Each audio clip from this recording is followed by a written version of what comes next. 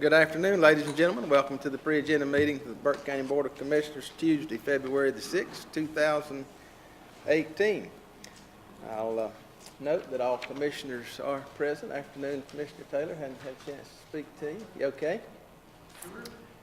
All commissioners present, attorney, county manager, clerk, and finance director also present. Remind you to please silence your mobile devices if you have those today. We've got a little different setup, so pardon me if I don't happen to look the right direction to see you, but I know you're over there. This should help us see the screen better, and I think everybody will be able to see it. So we'll note that change. Remind our speakers that as you come today, please come to the table in front of the commissioners and use the microphone. Be sure it's turned on so that everybody can hear you here and on the web and other means.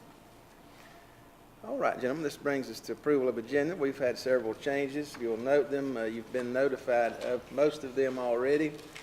On community development new items, recreational trails. Is that the one we're holding off, Scott? First one. Item number 3. Okay, yeah. All right, the 3 items under the approval of the agenda that you see, recreational trails program is new, resolution supporting intersection improvements, Highway 70 new, and the special inspections for the jail is a new item, and 2 new items, 3 new items, 2 under consent, item 8 and 9, 1 under decision, the special inspections, and then 1 removal, item number 3. And I think you've got most of those already noted in front of you, but I just call those out to you before I ask for approval of the agenda, and I'll entertain that now. So moved, Mr. Chairman. Thank you, Wayne, and welcome Wayne back today. Good, to see him back. It's good to see he's doing well. And that brings us to presentations.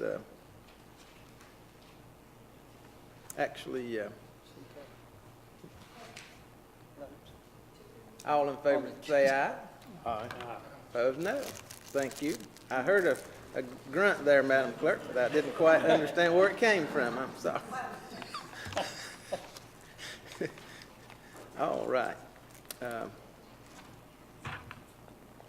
Presentations, item number 3 today. We have presentations from the Burke County Public Schools, presentation of financial data for the period ending December 31, 2017. That'll be presented by Keith Lawson, the school's finance officer. Keith.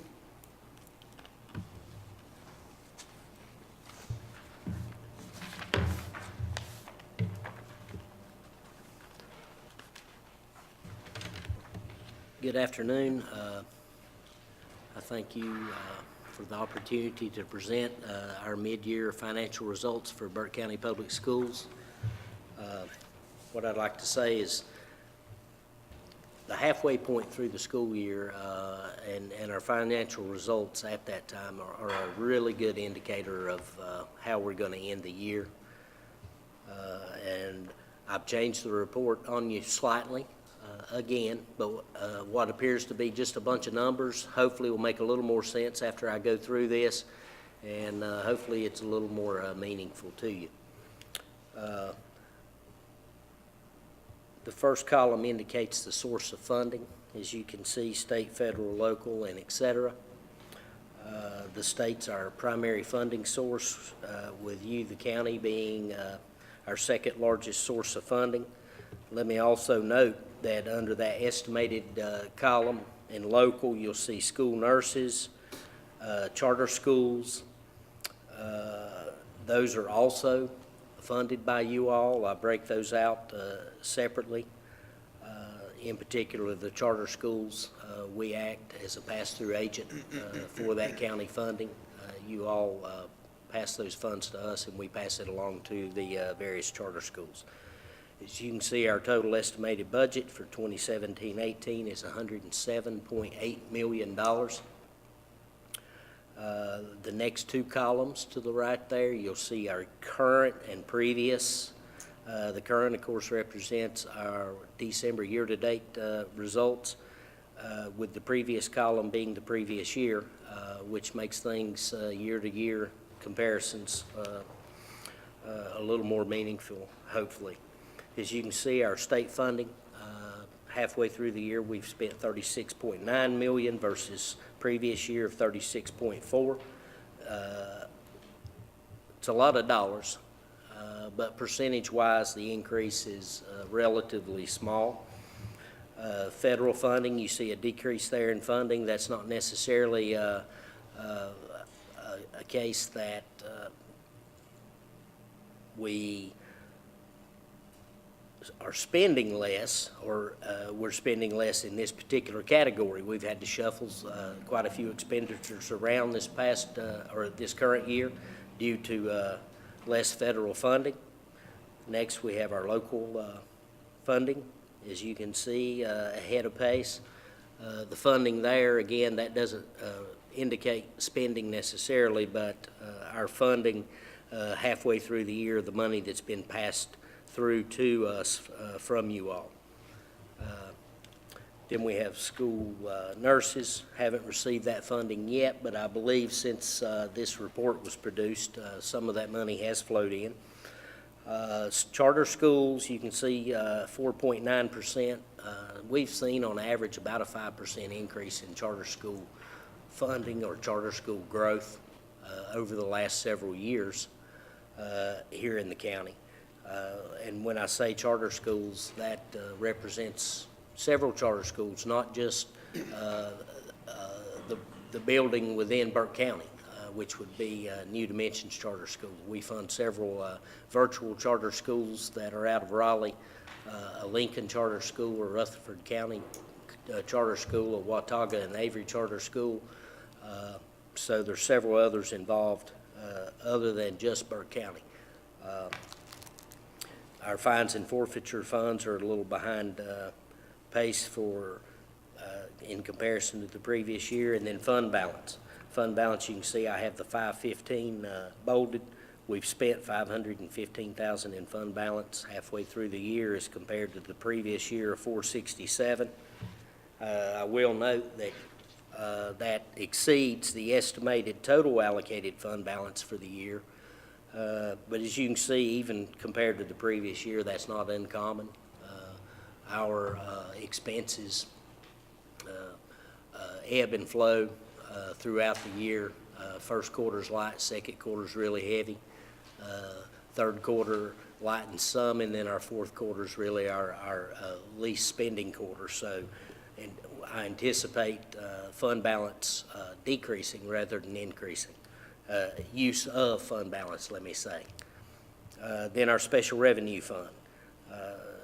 Our special revenue fund consists primarily of our daycare operations, our local grants, and our pre-K tuition programs. Total, we have spent $51.4 million December year-to-date in comparison to $50.2 million in the previous year. That being said, a couple items of note which I've listed below. 82.5% of our entire budget is payroll related. That's about $89 million. Education's a labor-intensive business. So with an average wage increase of 2% and our health and retirement insurance cost increasing by 5% this year, you would expect above, if you see in that percent change column, the 2.4% that's bolded, if we were flat in comparison to last year, just for those inflationary wage increases, you'd see that more like 3.4%. So basically what that says is, again, we're operating in totality under our budget, which is a good thing. What's not a good thing, and I've indicated here, is our difficulty in filling positions. We have 8 certified or teaching positions currently open and 11 classified positions, which are teaching support positions, auxiliary services, etc. we're finding it more and more difficult to fill classified positions, we think, as a result in the improving economy. The certified positions are proving difficult to fill, the teaching positions, in that our schools aren't graduating as many teachers as they traditionally have. We still continue to experience a tremendous savings with contracting out all of our ground services for the schools, as well as our cost savings energy program. Also a contributing factor, and we do very much appreciate it, is the $372,000 increase in county funding over the previous year from you all. All of that said, we anticipate ending this year at my estimation at this point with a fund balance usage of probably none, zero. So we'll operate probably right at budget to end the year. Our primary concern at this point is next year. As you all are well aware, House Bill 13, which has been a topic of much discussion, it's going to impact Burke County Schools to the tune of about 25 positions, or about $1.65 million of additional funds needed if the state maintains their position of those reduced class sizes without any additional funding to support that. I do appreciate the opportunity to accompany Mr. Carswell and Mr. Mulwee last week to Raleigh. When we arrived at Raleigh, I didn't know that Mr. Carswell was a rock star in Raleigh, but he's very well known and recognized. So it was a pleasure to be in his company, and I do appreciate the North Carolina Association of County Commissioners' support and lobby on behalf of Burke County Public Schools. We very much do appreciate that. One of the things covered in that meeting were your main objectives, or some of your main objectives, and I think two in the top were on behalf of public schools. So on behalf of the school system and our Board of Education and Administration, we thank you for your efforts on that. The second sheet, which I won't go over unless you all have any specific questions in this, is the local budget by purpose code, or purpose and function. Again, we have there for reference historical performance and then our current performance. But again,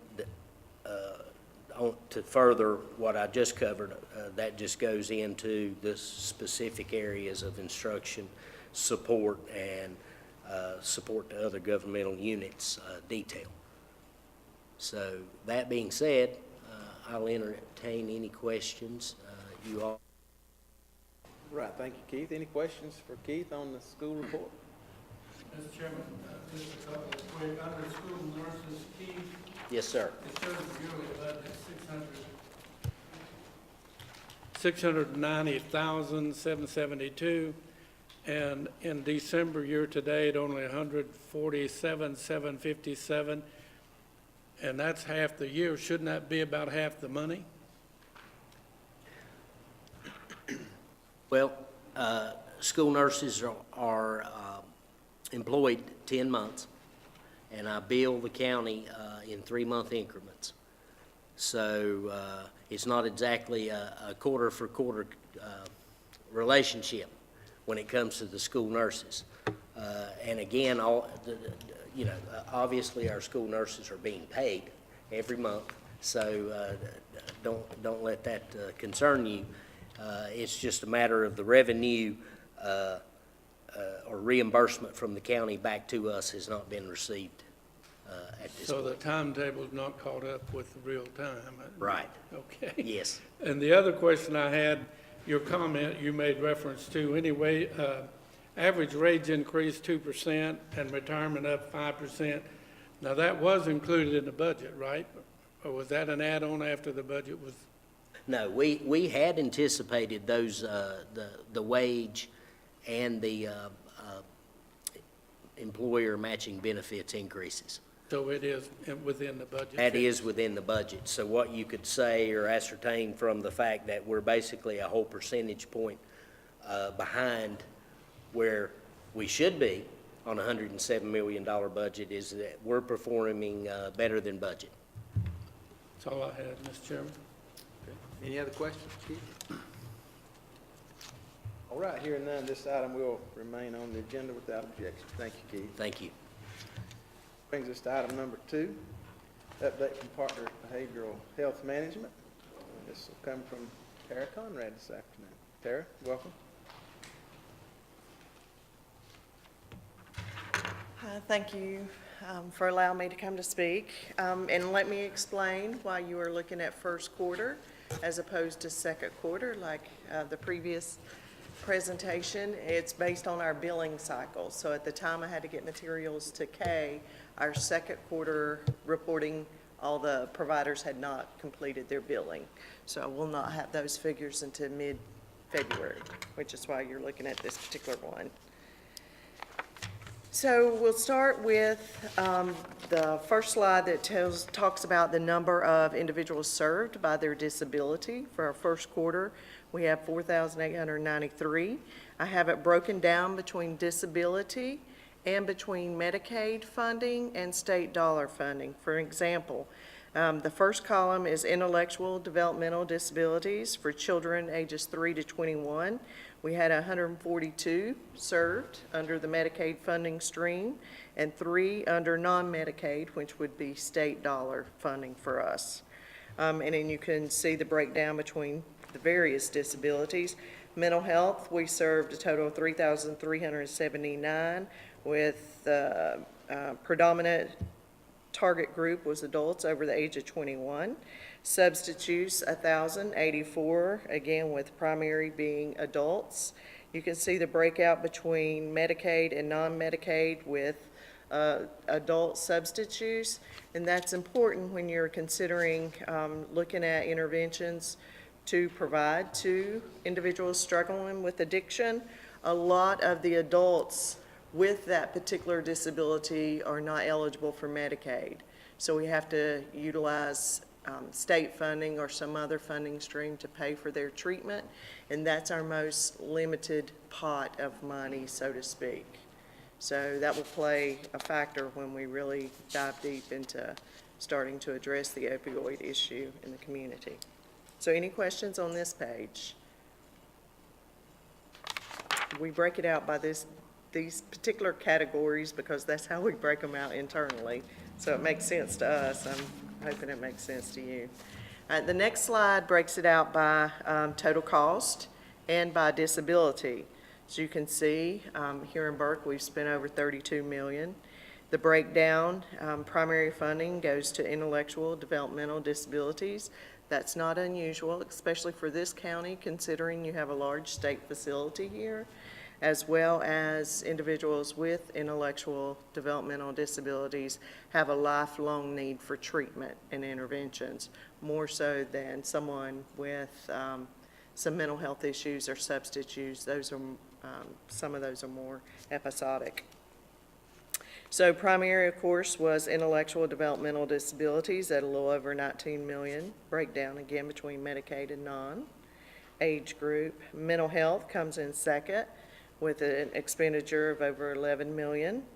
Breakdown in that category shows that children are the primary recipients of Medicaid-funded mental health treatment services in this county. And then breakdown between substance use, the category child and adult, Medicaid and non-Medicaid, with your adult over 21 being eligible for more expenditures under the Medicaid umbrella than under state dollar funding stream. That makes sense? Okay. Now the next slide, county expenditures. Now, again, this is just our first reporting. Some of providers will not bill until a little later in the year. Some are in planning phases of what they're going to do with the county expenditures, et cetera. But I'll walk you through this. With the Good Samaritan Clinic, with county dollars, they provide psychiatric support and medications to those individuals that are indigent. And you can see they've served 102 unique patients and provided over 400 medications for prescriptions for those individuals. They've expended very little of county dollars, but that will catch up later in the year. Mental health substance use services in the jail, our provider for that is Catawba Valley Behavioral Health Care. They've served 96 unique patients here in Burke with an expenditure of over $6,000. Catawba Valley Behavioral Health Care also provides psychiatric services and supports with county dollars. They serve 585 patients. Blue Ridge also covers psychiatric services. This is in process, and I say in process because they will utilize county dollars as their last resort. They do receive Medicaid dollars from us as well as state dollars. They will exhaust all of that usually around third quarter, and then they'll bill us for the county dollar to cover the rest of Burke County residents in their psychiatric unit at the hospital. And you guys were very generous in giving us additional funding for support of the Burke Integrated Health Center that was opened a couple years ago here in Burke. The purpose of those additional funds were to extend hours into evening and to hire a SOAR worker. A SOAR worker is an individual who helps individuals with disabilities apply for their benefits. This is important for several target groups that we work with, in that it will allow the individual to start billing Medicaid if they're eligible for Medicaid, so it pulls off of a federal funding stream as opposed to using our limited state dollars or county dollars.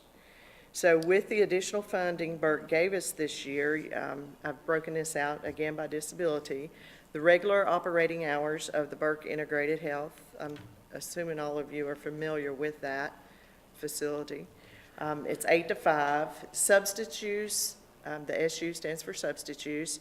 They've extended hours Monday, Wednesday, and Friday until 8 at night. This allows individuals with a more severe substance use diagnoses to have treatment 3 days a week, which is a mandate, not a mandated, but a specific type of treatment. It's more intense than your usual outpatient therapy. Mental health treatment is on an extended hours Thursday up until 7 p.m. And medical, meaning medication, seeing a psychiatrist, Monday through Thursday until 5:30 p.m. And I do not have figures on how many individuals the SOAR worker saw during the first quarter because they were not hired until November. Does that make sense? And then consumer housing reserves. This is a category utilized to help individuals who may be, of course, folks with a mental health or substance use disability may be in jeopardy of becoming homeless or being evicted or entering treatment, needing stable housing. So we use this category to cover that. At the time of this report, we did not have any expenditures toward that. And in the system of care community collaboratives, there we have both an adult and a child. They are groups comprised of various stakeholders in the community. They meet on a monthly basis, and they do various events in the community. You guys have read about them in the paper or some of the events and have attended or presented at some of the events. They do a lot of training to bring awareness to mental health or substance use issues in the community. They do various things of mental health first aid training in the school systems or with different community groups. They're in the planning phase of what they want to do this particular year. So they haven't expended any dollars. And so that's it for my presentation. Does anyone have any questions? Okay, thank you, Tara. Any questions for Tara today? It's a lot of money, yes. Thank you. Thank you. Without objection, this item will remain on our agenda. Item number 3, Western Piedmont Community College, presentation of financial data for period ending December 31, 17. That'll be brought to us by Sandy Holman. Afternoon, Sandy. Good afternoon. It's good to see everyone again. So I'm going to give a brief summary of our financial position as of December 31st, the midpoint of our fiscal year. And first, we'll look at those first 3 columns of our state funds. We have a formula budget of $14,055,250, and throughout the year so far, we've received additional allocations of $364,632, which brings our total state budget at December 31st to $14,419,882, which we have expended 49.4% of the budget, or $7,124,830 for our state budget. Next 3 columns are our county budget. Actual expenditures through December the 31st. You'll see our budget is $2,485,200, and we have spent 49.7% of the budget, and that's at $1,234,414 in actual expenditures. We're right at 50% at the midpoint. Our rental revenue is a little bit down from what we projected. Some of that is being down, some of that just has not been collected yet. The last 3 columns are our institutional budget, where we budgeted $5,675,855 and have expended $3,032,898 for 53.4% of that budget. Total college budget is $22,580,937, which we've expended $11,392,143, which puts us right at 50.5%. It is a little higher than last year at this time by about 1.5%. We're watching the budget closely and have plans in place to make sure that there's no surprises at year end and feel confident with where we're at. On the second page you see, since most of the county budget goes to the same purpose, we also like to break this down by category so you can see the expenditure categories. Salaries and benefits for our county funding are at 24%. Utilities at 24.8%, which is usually one of our highest categories. Contracted services is at 14%. That's the majority of that is the custodial services and also some HVAC outsourcing that we do as well. So you can see the different categories there, and I'll be glad to answer any questions that you have on the total budget or the county budget in general. Okay, thank you, Sandy. Any questions for Sandy? Hearing none, this item will remain on the agenda without objection. Thank you, Sandy. We have no public hearings planned for this month, and that brings us to consent agenda, item number 5. First item on the consent agenda, Board of Elections authorization for payment of election expense. That'll be brought to us by, who's Trustee? I wasn't sleeping, I wasn't aware it was my turn. Thank you. Appreciate you agreeing to see us. A couple of things. First of all, about the election, you have made adjustments in our budget for the $4,219.76 that it cost the Board of Election to put on a small segment of the Hickory election for those people who vote and live in Burke County, but they're a part of Hickory City. So those adjustments have been made, and we certainly appreciate that being done. So that made our final budget then being $465.76, kind of an embarrassing amount when you compare it to the 2 people that reported ahead of us. But anyway, we have there what we need. The other thing, I must apologize for my address. Had Debbie not called me about 20 minutes past 3 and said, "Are you not going to the meeting?" I said, "Yeah, it's 6 o'clock. She said, "No, it's at 3. I said, "I'll get on my way." I came straight out to pasture, so I did get most of the stuff off my shoes, I think. I hope I'm not creating a pungent odor in here. And then secondly, I must apologize for something that we didn't do. We did not do a purchase order on part of those expenses that we have. And there's really no excuse for that. but I will say that, I'm sorry, we didn't do that intentionally. We were in the middle of the election for Hickory, and then they had a runoff, so we had 2 elections in the period of about 8 weeks, which really cramped our staff. And we simply made a mistake and didn't fill out a purchase order. The state determines who our ballots are printed by, they determine how much we will pay for them, and then they send us a bill. And we don't get the bill until after the election, so we don't have a prompt that says you must do this. And so we didn't make note enough to do that without causing the problem. So I'm here today to ask you to forgive us for not filling out 2 purchase orders for the expenses of the Hickory election. Generally, the finance officer has just pardoned us, but we're here today to beg your forgiveness and letting us pay those bills that came to us via Hickory. All right, thank you, Mr. Wall. Any questions for Trossie on this matter? Mr. Chairman, I had a couple. Trossie, do they schedule those things by, thank you, Paul.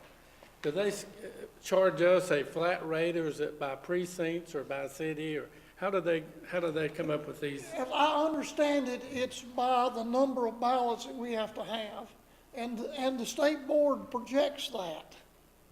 Oh, so And it's- then, well, actually, the staff of the state board projects that, and then they tell us what to order, and then we order those, and then we get billed based on what the state has agreed we would pay. It's kind of a crazy system. So the second question in relation to that those elections we did, like for City of Morgan and City of Hickory, they reimburse us for that cost? Only the city of Hickory. The state law requires that if it takes place in Burke County and it's an election, then you guys have to pay for it. Didn't make that rule, just follow it.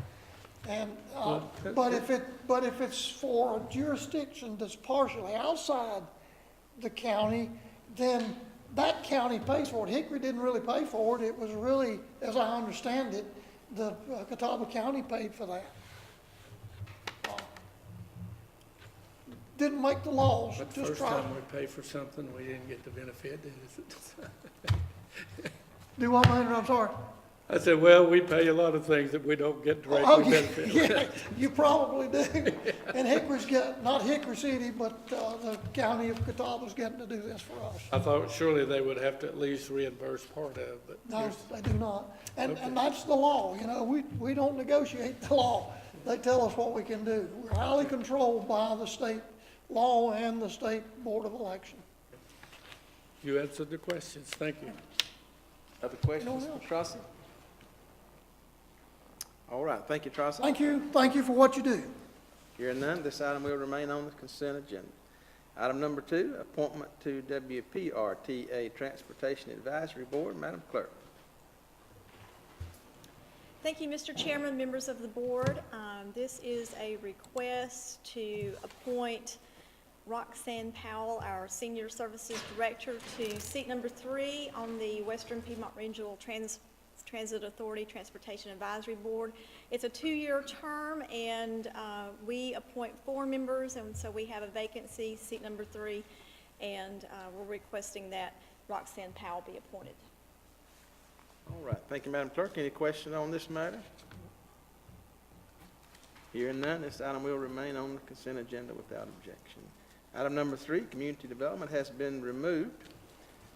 Waiting on some other things to happen there. That'll move us on to item 4, community development award contract for Fonta Flora State Trail. This will be presented by Shane Prisby. Shane?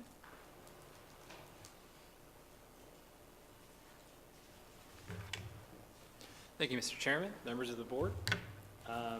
Community Development Department has put out to bid 6.5 miles of new Fauna Flora State Trail. This will be at the Lake James State Park, Patty's Creek section from Linville Bridge down to the future Cove Bridge that will be installed by State Parks. Our bid opening was last Friday, and we had 2 very strong bids.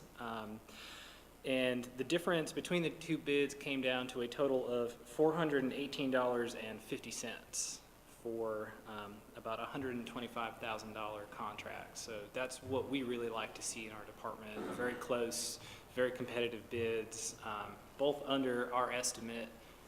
So we're on the right track. And the winner of the bid was the Tri-State Company of West Virginia. We have been working with this contractor on different sections of the trail. We have been very happy with their work. They came in at a total of $124,578.00, and it is our recommendation that they be awarded the contract as apparent low bidder. All right, thank you, Shane. Any questions for Shane on this item? Mr. Chairman, I want to ask a question. I do want to pose some thought if I may. I meant to bring it with me, and I did not. I had a sample from where I had used it, but I wonder why we're not, since this structure is going to be out in the weather 24 hours a day, 365 days a year, that we don't use some of that new 2-inch plastic lumber.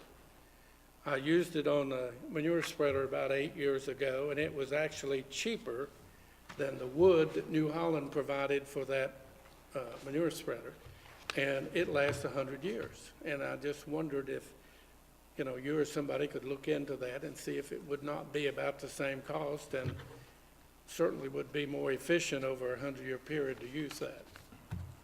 But it's got the wood print. It's much thicker than what they call Deccan lumber, and it's a little bit different product too. But it's an excellent product. Mr. Commissioner, we will look into that. You need me to bring that sample. I meant to pick it up on the way up here, and I simply forgot it. I read this Monday, and I forgot to pick it up. It was down at my barn. Other questions for Shane? All right, hearing none, this item will remain on the consent agenda. Thank you, Shane. Thank you very much.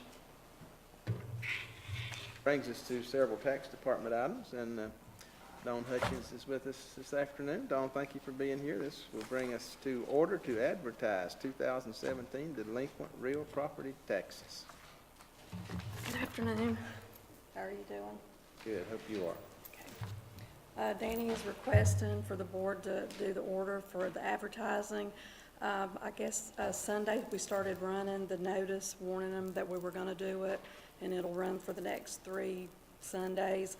The actual lien advertisement will run March the 11th, 2018, and that's pursuant to North Carolina General Statute 105-369. All right, any questions concerning this matter? Gentlemen, get your taxes paid. And get your name in the paper. All right.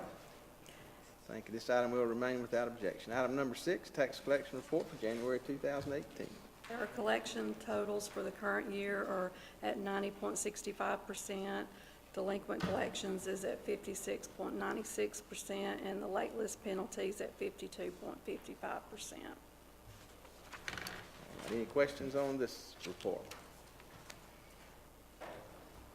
All right. Hearing none, it'll remain on the consent agenda without objection. Number 7, tax department release refund report for January 2018. The tax system releases, we released $996.96. We rebilled $204.70 of that. The net release is $762.26. There was no refunds on that.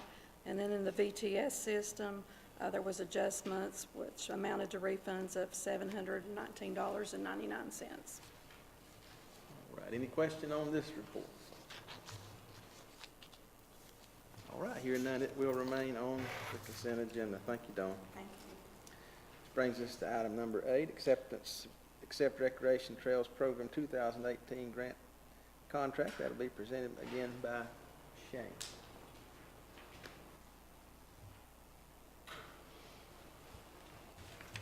Thank you again, Mr. Chairman, members of the board. This item is for the grant contract for the RTP 2018 grant. This is the first of 2 that we were awarded through that grant cycle. And this grant is to cover the trail construction for paved surface trail in the DOT right-of-way that runs from the Linville Bridge over to about where our County Park land begins. And it is a $100,000 grant, and the match will be paid for through the Duke CRA money through the Loop Trail Fund. So it will be revenue neutral for the county. All right, thank you. Any questions for Shane on this matter? Mr. Chairman, just for clarification, this requires a $25,000 match, and it's That's coming from Duke. Is that part of Duke's already given, or are they coming up with another $25,000? That is part of the funds that we already have. It has been budgeted within our remaining funds already. Okay, very good. Other questions? All right, hearing none, this item will remain on the consent agenda. Thanks again, Shane. Thank you very much. This brings us to item number 9, the North Carolina DOT resolution supporting intersection improvements at Highway 70 and Texas Fish Camp Road. And we have Brendan Merrithew. Close. Yes, thank you, Mr. Commissioner. Thank you, members of the board. My name is Brendan Merrithew. I'm with NCDOT's Division 13, which includes Burke County. I'm here to ask for support for a resolution to improvements that we want to pay for at the intersection of US 70 and Texas Fish Camp Road. Very briefly, some history on that project. It was requested that we install this signal after we had done a bridge replacement project nearby and installed a temporary signal. There was some very positive feedback about that signal, and that project has been sort of on the radar for quite some time. We've received a pot of money this year, new to us this year, for which this project would qualify. And we would like to do that, but to request those funds from the Board of Transportation, we would need to know that there is some local support for it. All right. Gentlemen, you've heard this information and resolution. Any questions on this matter? The resolution is attached. Mr. Chairman, if I might, how many are familiar with that intersection? It's coming off of Texas Fish Camp. There's a railroad crossing, what is it, about 100 feet back behind. And this is both a safety issue, if I remember correctly, and also to facilitate traffic issues. So, and they have the funds, they don't have to generate any more funds, correct? Correct. There's no local match unless there were to be some sidewalk or something, typically we've done with a municipal agreement or county, additional agreement. But this is funding that we would like to put toward the project.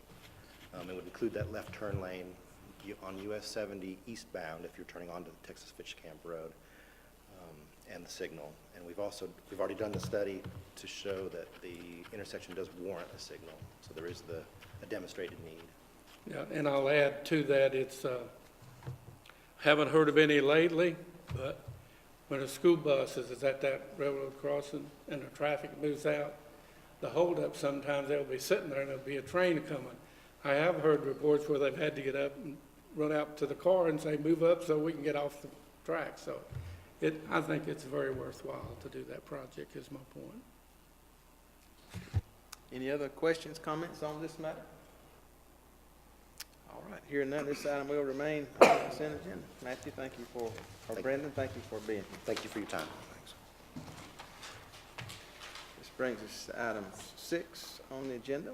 First item is ordinance to allow the sale of alcoholic beverage before noon on Sundays at licensed premises. Gentlemen, you'll recall back in December, we voted on this ordinance and it was approved. However, the vote was not unanimous, and state law requires that any ordinance of this type that does not receive unanimous support have a second reading, so it will be on our agenda again for another vote this month. Any questions on this matter?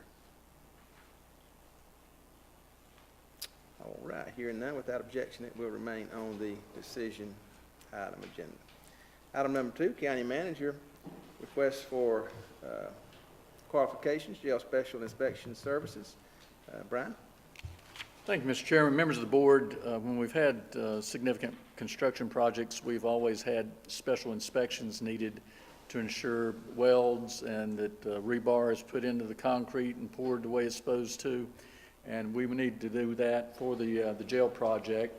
The cost for that is included in the estimation for the jail proceeds debt financing. I've issued the RFQ.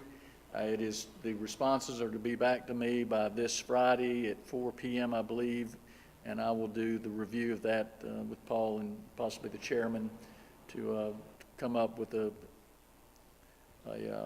company that we would ask to be able to contract with.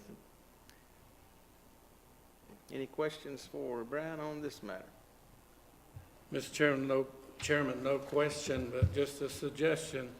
I would like to see us to add to that list that he's going to be watching, mold and mildew, easily to attract mold and mildew material, and known cancer-causing materials on that protective list.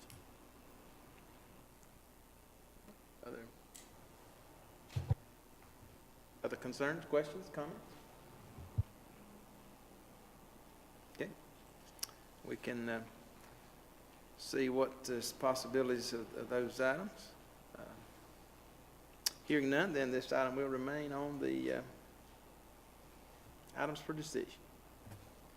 All right, this brings us to reports, section number 7. Finance, County Financial Report for the period ending December 31, 2017.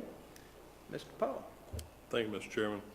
Unfortunately, I haven't had an opportunity to prepare the report due to the amount of time that the jail financing has taken. I'm a little bit behind in some of those things, but I will have that available for you at the meeting. There is one thing that I'm aware of that will be noted, and that is we will probably need to come up with some more money for medical costs for inmates of the jail. I think they've had at least one inmate, maybe two, that have incurred some pretty significant medical bills. And so I think they're getting ready to bill the county for some of those costs for Burke Catawba. But that is one thing that I know is coming up that will be a budget concern. And then, as a side note, I received an email. The Local Government Commission approved the jail financing this afternoon, so just want to let you know that. All right, thank you, Paul. Any questions for Paul at this point, though he's not quite ready? I'm sure he will be at the right time. All right, hearing none, this item will remain on the agenda. Item number 2, County Manager, 2017 Summary of Accomplishments. County Manager.